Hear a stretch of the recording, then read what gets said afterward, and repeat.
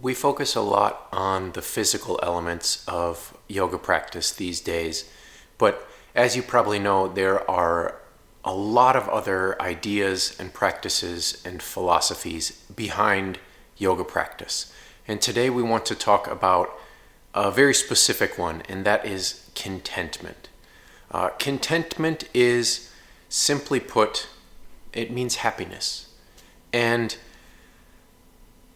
at least according to yogic belief, contentment and happiness are distinctly the absence of desire.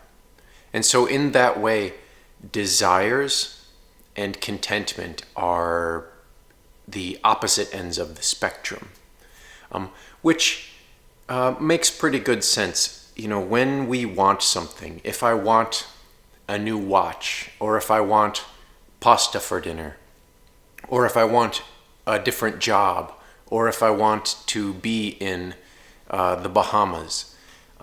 All of these things are dissatisfactions with my current status.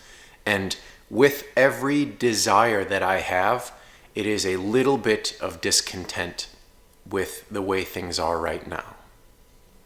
So simply put, desire is a longing to have what we don't have, or to be where we are not, or even more essentially, to be who we are not. Like, I want to be someone different, or I want to accomplish something that I have not accomplished.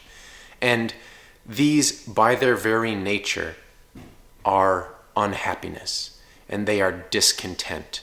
You know, I am not okay, I am not content with where I am and who I am right at this moment and what I have at this moment. So in that way, desire is the opposite of contentment.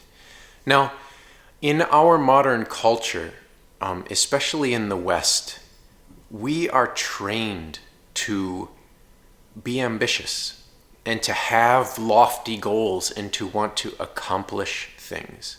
And the funny, paradoxical part about this is that the loftier our goals, the more discontented we are, or the unhappier we are, because the more we seek to change who we are, or where we are, or what we have, the less content we are. And this can be really difficult for us as Westerners because quite simply, we are trained to try to better ourselves and try to better our situation.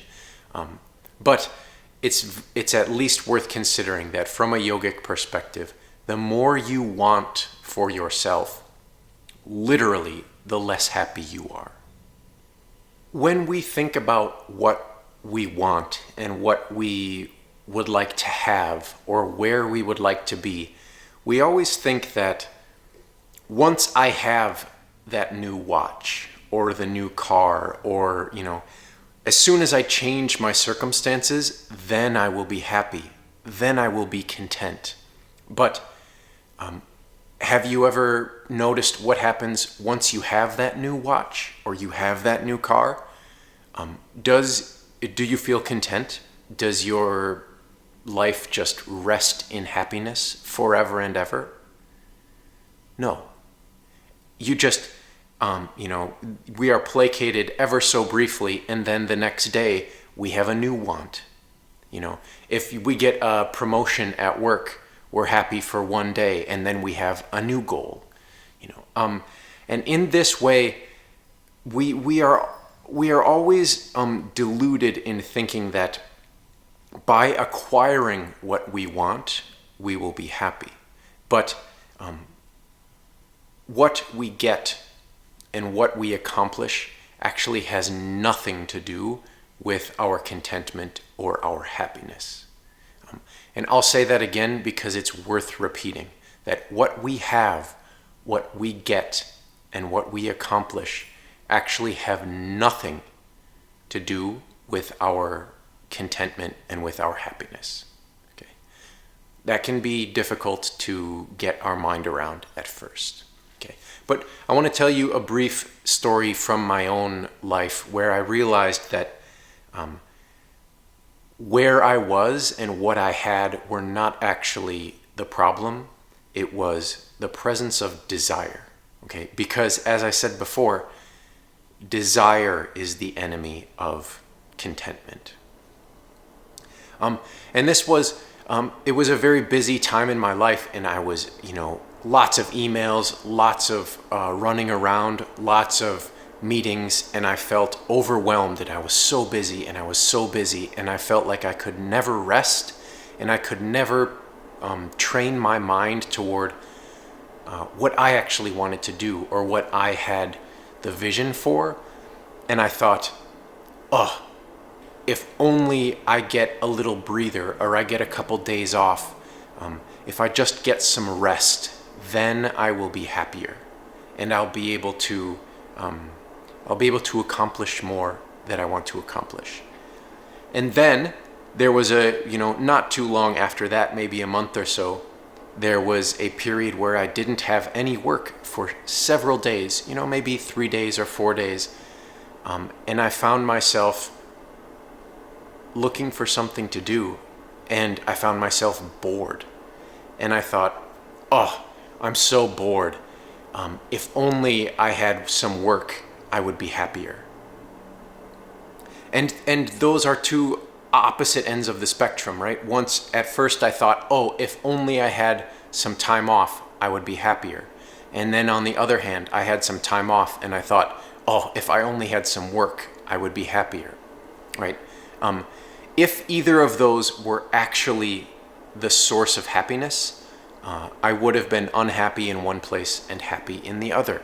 But that story brings into such sharp relief that what we have is not at all the source of our happiness.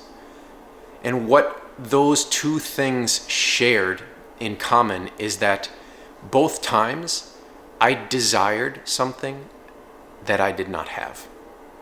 And so it wasn't a question of, do I have time off or do I have work? It was just, I have desire. And my desire was what made me discontent and unhappy. And so the main lesson that is worth taking from this is that unhappiness is not the absence of possessions. It is not the absence of accomplishment. What makes us unhappy is the presence of desire.